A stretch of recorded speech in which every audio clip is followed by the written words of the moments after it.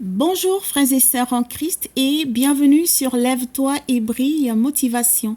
Alors la dernière fois, il y a un certain temps, quelques semaines en fait, nous avons parlé de 5 clés pour rendre ton jeûne plus efficace. Alors le Seigneur m'a mis à cœur d'y ajouter 3 autres clés et c'est de ça que nous allons parler aujourd'hui. Alors la première clé dont nous allons parler aujourd'hui, c'est la louange. Alors le Seigneur désire que vous puissiez le louer pendant votre jeûne. C'est important pour le Seigneur qu'on le loue pendant le jeûne. La parole de Dieu dit dans Psaume 22 au verset 4 que le Seigneur siège au milieu de la louange. Alors souvenons-nous toujours de louer Dieu pendant le temps de jeûne, quelle que soit la raison pour laquelle nous avons décidé d'entreprendre ce jeûne. Le Seigneur prend vraiment plaisir à la louange.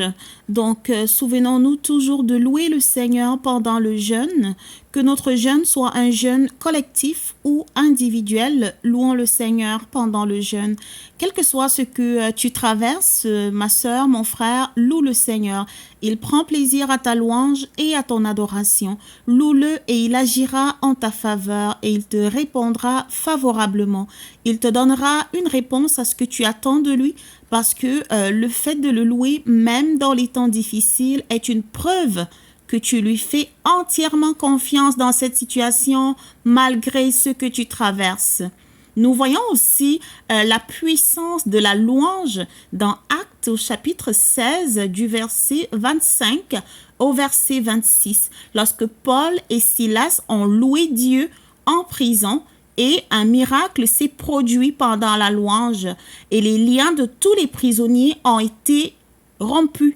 Ça veut dire que tous les liens ont été brisés, les prisonniers avaient des liens et pendant la louange de Paul et de Silas, tous les liens des prisonniers ont été rompus.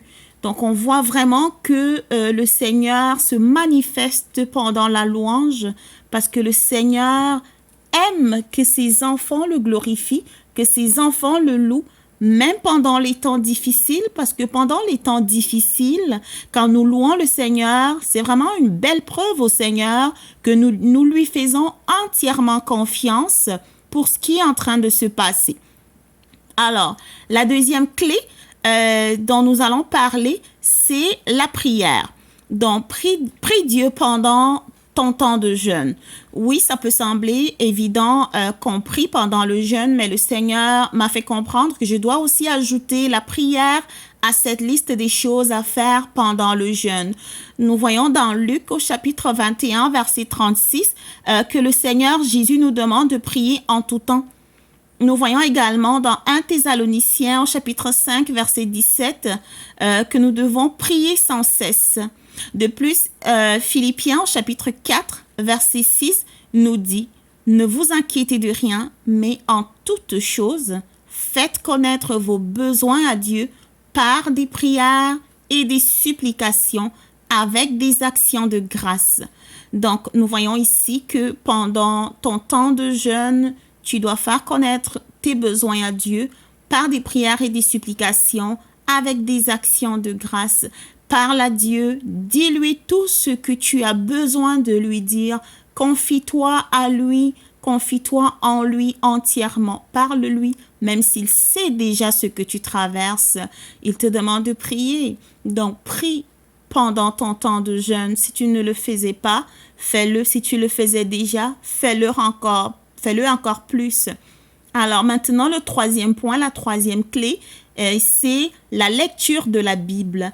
Pendant ton temps de jeûne, il faut lire la Bible, c'est important, c'est de la nourriture spirituelle. Parce que pendant que tu jeûnes, tu te prives de nourriture physique, mais n'oublie pas de te nourrir spirituellement.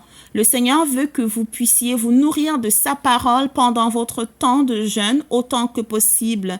Souviens-toi que pendant la période de 40 jours de jeûne de Jésus, le diable lui a demandé de transformer les pierres en pain pour se nourrir puisqu'il avait faim. Et Jésus lui a répondu qu'il est écrit que l'homme ne vivra pas de pain seulement, mais de toute parole qui sort de la bouche de Dieu. Nous le voyons dans Matthieu au chapitre 4, verset 4. Donc, la Bible est la parole de Dieu. Alors lis-la régulièrement pendant ton jeûne et cela fera plaisir au Seigneur parce que pendant la lecture de la Bible, tu apprends à connaître Dieu de plus en plus et tu te rapproches aussi beaucoup de lui. Quand on apprend à connaître quelqu'un, on se rapproche vraiment beaucoup de quelqu'un en apprenant à le connaître. Donc, la Bible est une très bonne nourriture spirituelle et l'Esprit du Seigneur te guidera. Demande à l'Esprit du Seigneur, pendant que tu lis la Bible, demande à l'Esprit du Seigneur de te guider pour que tu puisses bien la comprendre et bien saisir tout ce que le Seigneur te dit. Le Seigneur parle de différentes façons, notamment aussi par la Bible. Parfois, pendant ton jeûne, en lisant la Bible, tu auras énormément de réponses, même si ce sont des parties de la Bible qui ont déjà été lues. Parfois, tu vas avoir des nouvelles révélations, tu vas avoir des révélations en relisant la parole de Dieu, parce qu'à ce moment-là, le Saint-Esprit te fera voir et comprendre des choses qui n'avaient peut-être pas encore été comprises complètement. Alors voilà, c'est tout pour aujourd'hui. Je vous remercie d'avoir suivi. Pour ceux qui ne sont pas encore abonnés, n'oubliez pas de le faire et d'activer la cloche parce que c'est en activant la cloche que vous recevrez la notification.